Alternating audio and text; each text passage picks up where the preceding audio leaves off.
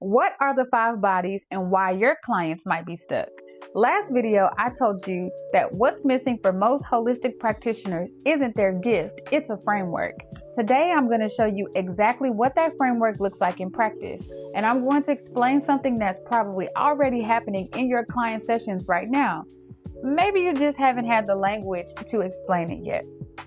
Have you ever had a client who understood everything intellectually? They could tell you exactly what their patterns were, exactly where it came from, but nothing was changing. They still felt stuck. They kept looping. That's because understanding is only in one body, the cognitive.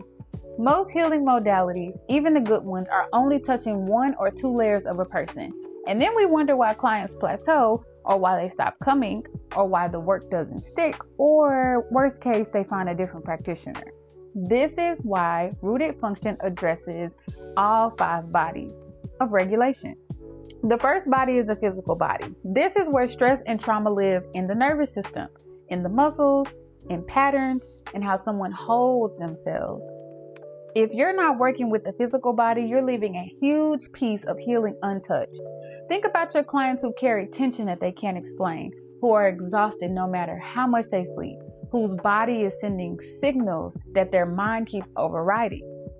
The second is the emotional body. Not just how do you feel, but how do emotions move or become stagnant through a person's system. A lot of our clients have learned to shut emotions down because it wasn't safe to feel. That shutdown is a survival pattern. And until we help them move emotion through the body safely, they stay stuck. The third, the cognitive body. These are the stories, the beliefs, the inner voice. These are the thoughts that run on repeat. I'm too much. I don't deserve it. I'm not enough. It's always going to be this way. These aren't just mindset issues. These are survival strategies that got wired early and keep repeating. And mindset work alone won't touch them if the body and emotions haven't been addressed first. The fourth body is one of the most important ones, and you can't ignore it. The ancestral body. This is the patterns, the grief, the brilliance, and the wisdom that came before us. For Black and Brown communities, especially us, we cannot do healing without honoring what our nervous systems inherited that doesn't belong to us.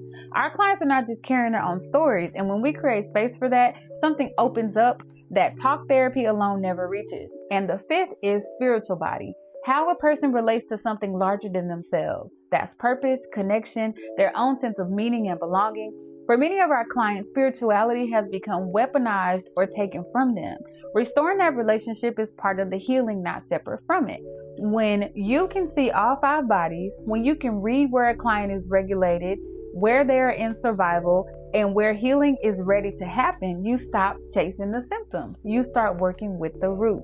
And your clients, they start to actually feel seen in a way they've never experienced before. That's what builds retention. That's what builds trust. That's what lets you charge what your work is actually worth. This is the foundation of everything we teach at the Honeybee Natural Institute of Liberation and Wellness. And we're just scratching the surface.